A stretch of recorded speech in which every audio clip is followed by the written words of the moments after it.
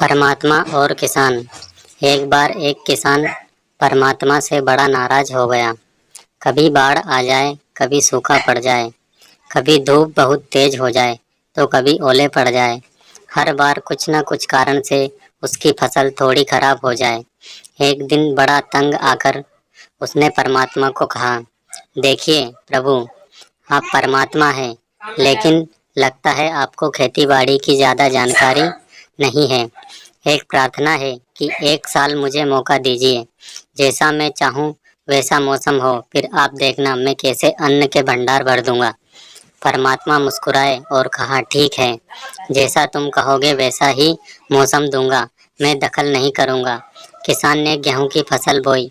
जब धूप चाहिए तब धूप मिली, जब पानी तब पानी, तेज धूप, ओले, बाढ़ आदि तो उसने आने से ही नहीं दी। समय के साथ फसल बड़ी और किसान की खुशी भी, क्योंकि ऐसी फसल तो आज तक नहीं हुई। किसान ने मन ही मन सोचा, अब पता चलेगा परमात्मा को कि फसल कैसे करते हैं। बेकार ही इतने बरस हम कितने किसानों को परेशान करते हैं। फसल काटने का समय भी आया।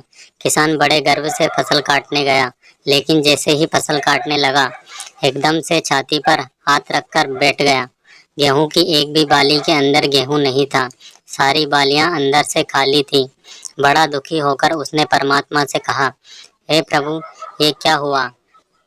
तब परमात्मा बोले, ये तो होना ही था। तुमने पौधों को संघर्ष का जरा सा भी मौका नहीं दिया, ना तेज धूप में उनको तपने दिया, ना आंधी ओलों से जूझने दिया, उनको किसी प्रकार की चुनौती का एहसास जरा भी नहीं होने दिया।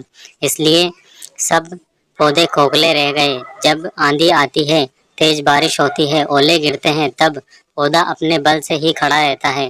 वो अपना अस्तित्व बचाने का संघर्ष करता है, और इस संघर्ष से जो बल पैदा होता है वही उसे शक्ति देता है, ऊर्जा देता है, उसकी जीवटता को उभारता है।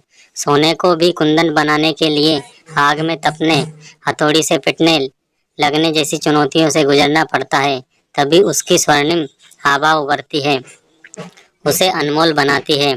उसी तरह जिंदगी में भी अगर संघर्ष ना हो, चुनौती ना हो, तो आदमी खोखला ही रह जाता है, उसके अंदर कोई गुण नहीं आ पाता।